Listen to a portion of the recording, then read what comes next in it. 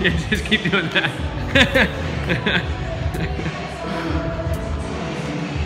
Great jump rope. That's so good. Yeah. Something in your eyes beneath the surface that moves me. Truth removes the lie, removes the mess that confused me.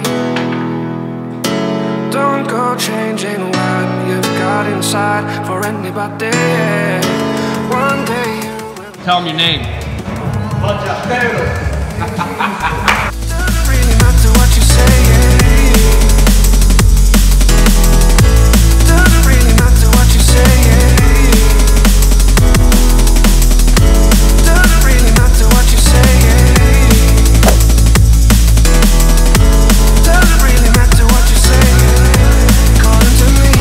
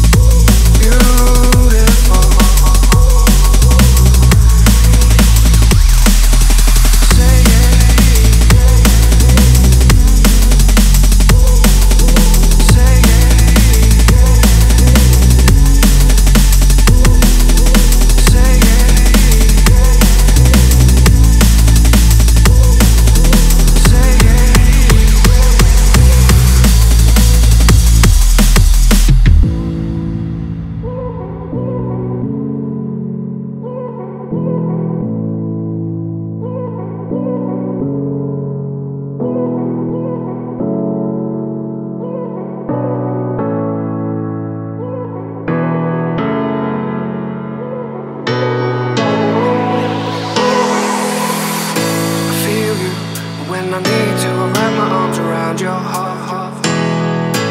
Clear view is that I need you. It's crazy girl when you're not here. Don't go changing what you've got inside for anybody.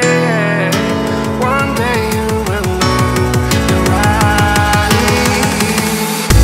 Doesn't really matter what you say. Alright, in this week's video, we're going to talk about a common mistake that we see on the deadlift, and that is searching for too much extension through our spine, dropping our butt too low, bringing our chest too high at the bottom of our deadlift. So we're going to watch our buddy Josh right here. He's going to come down just fine. He brings the bar down. He finishes in a good position. So if you pay attention to those cones that are right behind him, they are just barely peeking over his back. His hips are in a good position. He's stacked over the bar. Now watch what he does whenever he goes to stand up. All of a sudden, he drops his hips, gets his chest taller, and he gets into almost like a squat position. This is not going to be a strong deadlift, and you're going to see that. It's going to be a little bit like slow, grindy looking.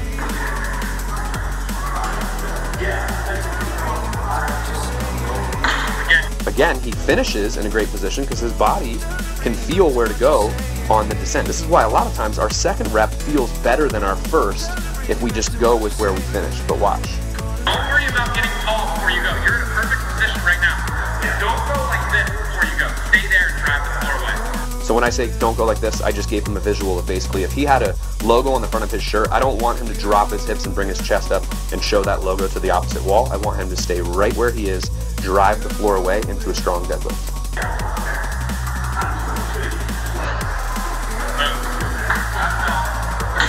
Much better. You can see a big difference just between doing what he was probably coached in the past, which is really sit up tall, get your butt down, and drive the floor away from there, as opposed to where we put him, which is the position that your body knew to go to when you finish, the stacked position over the bar, drive the floor away and use your powerhouse hips. And all of a sudden he turned to us right here. His wife stopped recording, but what he turned and said was, wow, that felt about 50 pounds lighter. And obviously we didn't change any weights. All that we did was just put him in a better position. We don't need to be in all that extension. So let's watch it one more time. Good finish. All of a sudden he sits up too tall. Not a strong position to pull from. And then we just adjust. Getting tall before you go. You're in a perfect position right now. Don't go like this before you go. Stay there and drive the floor away. Now he's in a strong stacked position. Clamp down the bar, drive the floor away. Boom. So give that a try if you're struggling with your deadlifts. Don't search for extension. Finish in a strong position and go right from there. We don't need to show our logo to the opposite wall. It's an old cue. It needs to die.